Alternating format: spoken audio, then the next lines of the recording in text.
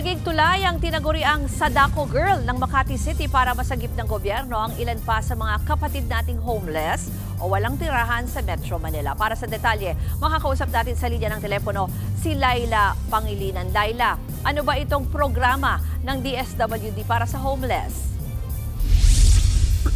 Ruth, matapos na ang viral photo ng babaeng lumitaw sa Imbornal sa Makati City, kanina ay kasama na siya ng DSWD para hikayatin ang iba pang homeless na sumama sa kanilang Oplan Pag-abot. Ito ay isang programa ng ahensya na layong may alis sa mga taong naninirahan sa mga lansangan.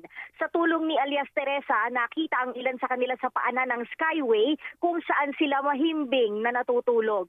Sa pakikipag-usap ni na alias Teresa at ni DSWD Secretary Rex Gatchalian, nakumbinsi nila ang ilan, kabilang ang isang PWD na sumama kasama ang kanyang mga aso. Bago yan, ayon kay Secretary Rex Gatchalian, makakatanggap si alias Teresa ng 80,000 pesos para makapagsimula ng sari-sari store, Ruth.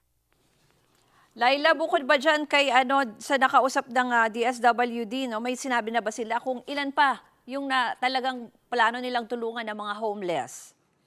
Oo, plano nilang tulungan at abutin lahat.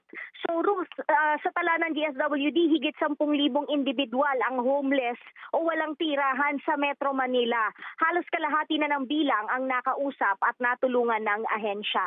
Ang Oplan Pag-abot ay araw-araw ginagawa ng DSWD 3 times a day ng higit 100 umiikot na social workers. Ruth.